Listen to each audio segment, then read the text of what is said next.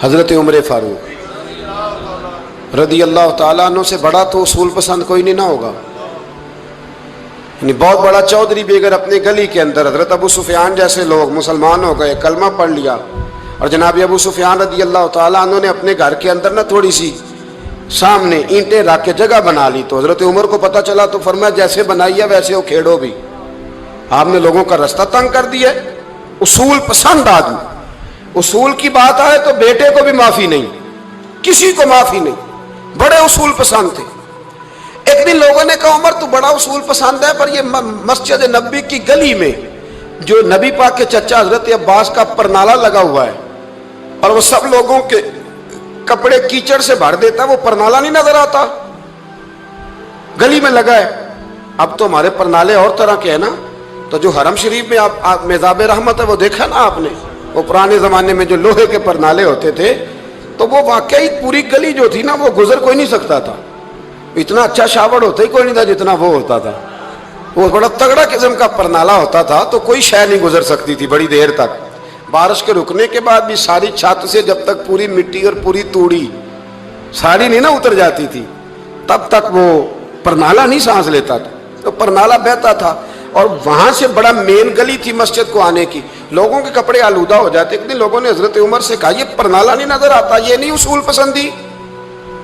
تو جناب عمر فاروق رضی اللہ تعالیٰ عنہ فرمانے لگے اتار دیتے ہیں پرنالہ, یہ بھی اصول پسندی ہے, اتارتے. حضرت عمر فاروق نہ گئے, اور شارحین نے لکھا ہے کہ اونٹ کے اوپر بیٹھ کر آپ نے یوں پکڑ کے نا پرنالہ کھینچا, اور جناب عباس کے گھر والوں سے فرمانے لگے 4 کونے ہوتے ہیں گھر کے, چھت کے 4 کونے ہیں, کسی اور میں لگا لو پرنالہ کو, ضروری ہے کہ نمازیوں والی گلی پہ لگایا جائے. یہ کہہ کے آ گئے, کسی کی جرت تھی بات کرے. حضرت عباس آئے تو لوگوں نے آ کے کہا کہ عمر نے پرنالہ کھیڑ دیا اور فرمایا کہ 4 کونے کہیں اور لگا لو. تو حضرت عباس مسکرائے. لوگوں نے کہا مسکراتے کیوں ہو؟ فرمانے لگے کوئی مسئلہ نہیں, عمر خود آ کے لگا کے جائے گا, جیسے وہ کھیڑا ہے ویسے. لوگوں نے کہا وہ عمر ہے, عمر کو بدلنا اور اس کی بات کو بدلنا, اور اتنی جرت کہ وہ لگا کے جائے, جس بندے کو دیکھ کے شیطان گلی کا رستہ بدل جاتا ہے, آپ اس کی بات کر رہے ہیں. فرمایا میں نے کہہ دیا نا عمر لگائے گا, تو انشاءاللہ عمر لگائے گا. حضرت عباس مسجد میں آئے, نماز پڑھی, تو کہتے میں نے بات چھیڑی دی. عمر خود کہنے لگے کہ حضور آپ سے تو امید نہیں تھی. حضرت عباس سے کہنے لگے بھئی جگہ بھی ہے, 4 کونے ہوتے ہیں گھر میں, کو ضروری ہے اسی کونے پہ لگے جہاں سے نمازی گزرتے ہیں, یہ بخاری مسلم کی حدیث ہے. حضرت عباس کہنے لگے عمر 4 کونے ہیں, میرے پاس جگہ بھی ہے پرنالے کی, میں نے بھی کئی دفعہ سوچا تھا وہ کھیڑ دوں, اور میں بھی اسی گلی سے گزرتا ہوں, میرے کپڑوں میں بھی کیچڑ بڑی دفعہ پڑا ہے, پر مجبوری یہ ہے وہ کھیڑ اس لیے نہیں سکتا کہ یہ پرنالہ میرے نبی کریم نے اپنے دستے مبارک سے لگایا تھا. فرمایا میں مکان بنا رہا تھا, چھت بنا رہا تھا, تو حضور اچانک آ گئے, اور کئی لوگ گواہ ہیں اس کے. رسول کریم تشریف لائے اور نبی پاک علیہ السلام نے فرمایا لاؤ چچا تھوڑا میں بھی کرتا ہوں, اور پھر میرے نبی کریم صلی اللہ تعالی علیہ وسلم نے اپنے دستے مبارک سے یہ پرنالہ لگایا تھا. کئی دفعہ سوچا وہ کھیڑ دوں, پھر سوچتا ہوں حضور نے لگایا تھا. لیکن چلو اب تو علت پائی گئی, اب تو سمجھ آ گئی, اصول بن گیا, اب تو اصول بن گیا نا, تو ٹھیک ہے آپ اب اس طرح کرے, وہ کھیڑ دیا تو ٹھیک ہے. جناب کہنے لگے پہلے کیوں نہیں بتایا؟ بھائی وہ نمازیوں پہ چیٹے پڑتے ہیں, گلی کا رستہ ہے. فرمایا پڑھتے ہیں تو پڑھتے رہے, آپ نے بتایا کیوں نہیں؟ حضرت جناب عباس کہنے لگے کہ آپ کا کیا خیال ہے کہ میں یہ کروں گا کہ لوگوں پہ چھینٹے پڑے اور مجھے پرواہ نہ ہو؟ حضور نے لگایا تھا. حضرت عمر فاروق نے نا جناب عباس کا بازو تھاما, تن تندور تے ہڈاں دا بالن, بازو تھاما اور تھام کے نا اسی جگہ لے گئے جہاں پرنالہ کھیڑا تھا.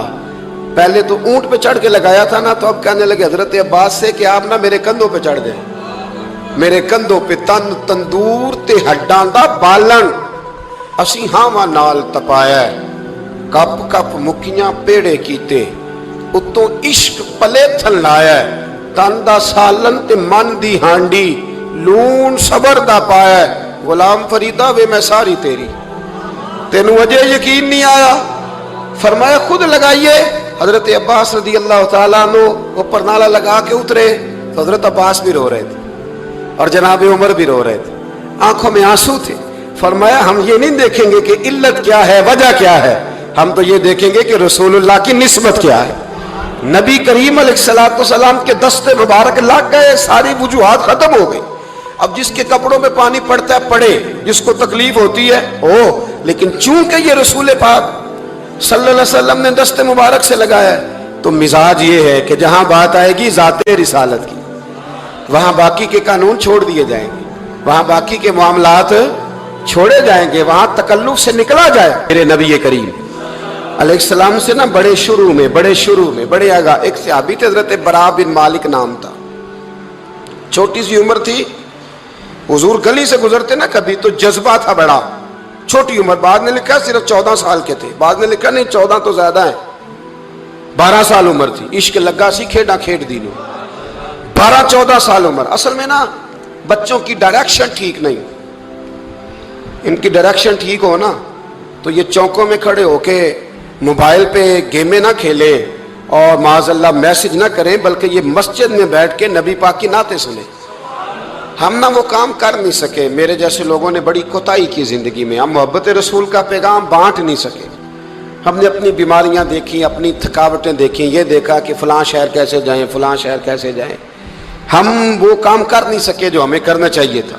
ذمہ تھا, باپ کی ذمہ ہے. نبی پاک نے فرمایا ماں باپ کی ڈیوٹی ہے اپنی اولاد کو میری محبت سکھائیں, پر ہم وہ رنگ دے نہیں سکے, ہم وہ مزاج دے نہیں سکے, ہم نے وہ کوتاہی کی. ہم نبی پاک کا حسن, حضور کی سیرت, اخلاق عالیہ, کردار, گفتار, رفتار, انداز, تربیت, وہ ساری باتیں قوم کو بیان نہیں کر سکے, اس لیے لوگ وہاں پہنچے نہیں. ورنہ مغز قرآن روح ایمان جان دی, ہست حب رحمت للعالمین, ہم وہاں تک لے جا نہیں سکے. حضرت برا بن مالک نا 12 سال کی عمر ہے, 12 سال.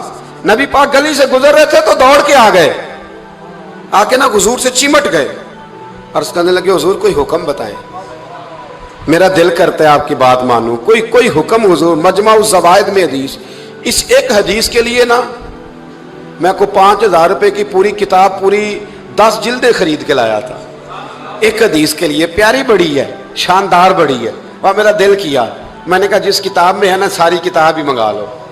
کچھ چیزیں بڑی انسان کو انوکھی لگتی ہے نا. حضرت برا بن مالک رضی اللہ, چھوٹی سی عمر ہے, حضور سے لپٹ گئے تو حضور نے فرمایا بیٹے کیا ہوا؟ عرض کرنے لگے حضور کوئی حکم بتائے, میرا بھی دل کرتا ہے عمل کروں. تو حضور نا چھوٹے چھوٹے کام بتاتے ہیں, دکان سے, یہ بچوں کو یہی بتانا ہوتا ہے نا, دکان سے لے آ, یہ کر دے, فلاں کو بلا لے. لیکن حضور ان کی غیر موجودگی میں ان کا ذکر بڑا کرتے. ایک دن کچھ لوگ کہنے لگے حضور بڑا ذکر کرتے ہیں پر وہ کرتا تو چھوٹے موٹے کام ہے بچہ. تو نبی پاک نے ایک دن ارادہ کیا کہ ان کو تجربہ نہ کرائیں کہ وہ پیار کتنا کرتا ہے.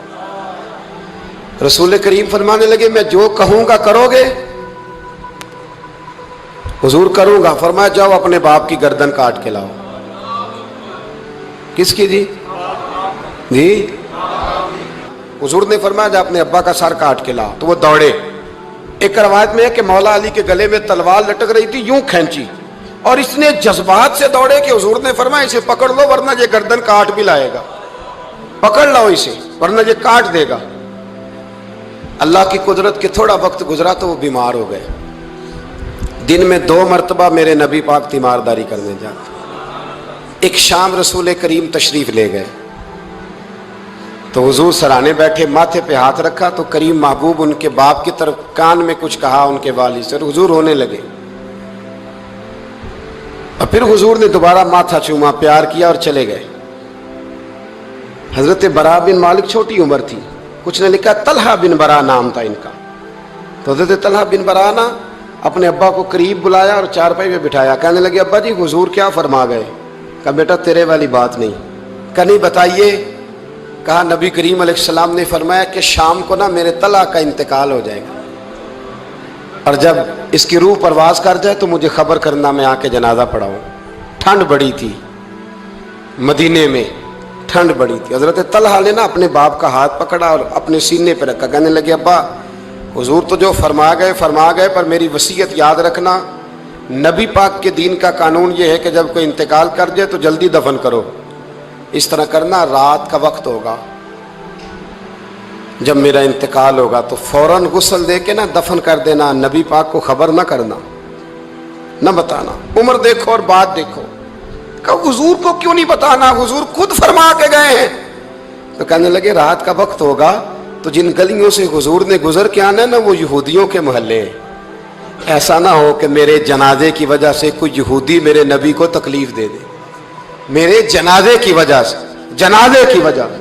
यहाँ कहते हैं हजरत साहब मुझे बड़ा प्यार है आपसे, पर मेरे घर जरूर पहुंचे, जैसे मरे या जिए, वहां शाम को आपको पहुंचना पड़ेगा।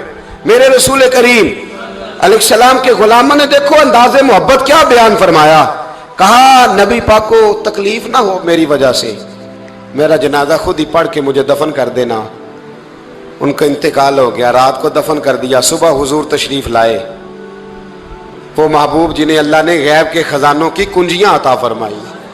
फरमाया बताया क्यों नहीं, मुझे बताते, मैं खुद जनाजा पढ़ता, मैं खुद ना कबर मेरी ते मेरे अपीरा जे कर पावे फेरा, कबर दे अंदरों हड्डियां उठ के मुजरा कर सन तेरा।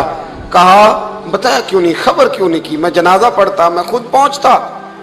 तो बाप रो पड़े, अर्ज करने लगे हुजूर मेरा तो पुत्र था, मेरे लिए इससे बड़ी सादत क्या होती कि आप जनाजा पढ़ाते। पर उसने वसीयत कर दी थी कि हुजूर को बताना नहीं, तकलीफ होगी। नबी करीम फरमाने लगे बताओ मुझे उसकी कब्र कहाँ है।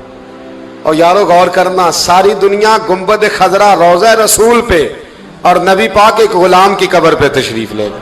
खुद नबी करीम गए और आज हुजूर ने दुआ अनोखी फरमाई। फरमाया ऐ अल्लाह जब मेरा तलहा तुझसे मिले ना तो जरा इससे मुस्कुरा के बात करना, जो तेरी शान के लायक। रसूलुल्लाह की मोहब्बत, नबी पाक की गुलामी, रसूलुल्लाह का प्यार। आला हजरत कहते हैं जान है इश्क मुस्तफ़ा, रोज फुजू करे खुदा। ओ भाइयों जिसको हो दर्द का मजा, वो नाजे दवा उठाए क्यों।